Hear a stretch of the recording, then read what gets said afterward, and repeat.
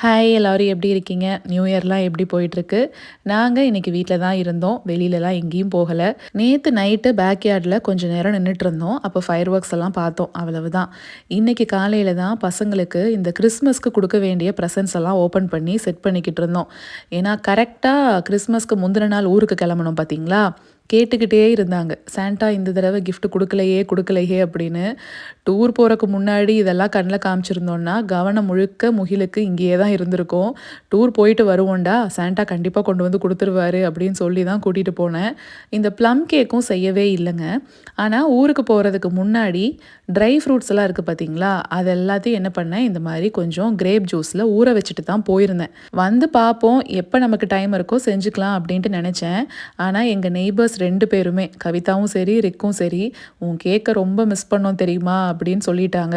அடடா, அவங்க சொல்கிற அளவுக்கு நம்ம வச்சுக்கிட்டோமே அப்படின்னு சொல்லிட்டு இந்த நியூ இயருக்கு செஞ்சு விஷ் பண்ணி கொண்டு போய் கொடுத்துட்டு வந்துடலாம் அப்படின்ட்டு தான் இன்னைக்கு கொஞ்சம் நிறையாவே செஞ்சேன். இந்த ரெசிபி டீட்டெயில்டாக இருக்குங்க.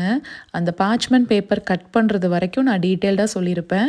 அந்த ரெசிபியை இந்த ஷார்ட்ஸோட டைட்டிலுக்கு மேலே பாருங்கள், நான் கொடுத்துருக்கேன். அந்த விலாகில் நீங்கள் போய் பார்த்தீங்கன்னா உங்களுக்கு இருக்கும்.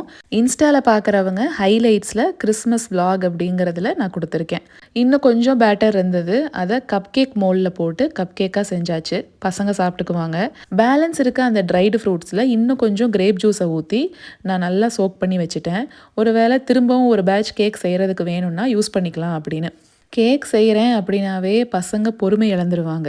சுற்றி சுற்றி கிச்சனுக்கு வந்து ரெடி ஆயிடுச்சான்னு தான் இருக்கும். அது சூடாக இருக்கும் அப்படின்னு சொன்னால் கூட கேட்கவே மாட்டாங்க. அதனால் முதல்ல அந்த சின்ன டின் இருக்குது பாருங்கள், அந்த ஹார்ட் ஷேப்பில், அது ரெடி ஆயிடுச்சு. எடுத்து கொஞ்சம் நேரம் வெளியில் வச்சுருந்தேன்.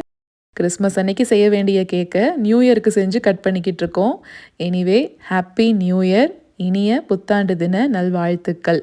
எப்போவுமே இந்த பேக்கிங் அப்படின்னு வரும்போது அதுலேயும் கேக்கெல்லாம் பார்த்தீங்கன்னா செய்கிறது ரொம்ப ஈஸி தான். ஆனால் அதுக்கப்புறம் இருக்கிற வேலைக்கு பயந்துக்கிட்டு தான் நம்ம அதை வந்து பண்ணலாமா வேண்டாமான்னு யோசிச்சுக்கிட்டே இருப்போம். அங்கே அவனை ப்ரீஹீட் பண்ணிவிட்டு அது ப்ரீஹீட் ஆகிறதுக்குள்ளேயே இங்கே கேக் பேட்டரை நம்ம ரெடி பண்ணிடலாம். இங்கே எல்லா பேட்சும் ரெடி ஆயாச்சு. நான் பக்கத்தில் எங்கள் நெய்பர்ஸ்க்கும் கொண்டு போய் கொடுத்துட்டு வந்துட்டேன். நம்ம நாளைக்கு ஒரு ஷார்ட்ஸில் பார்க்கலாங்களா?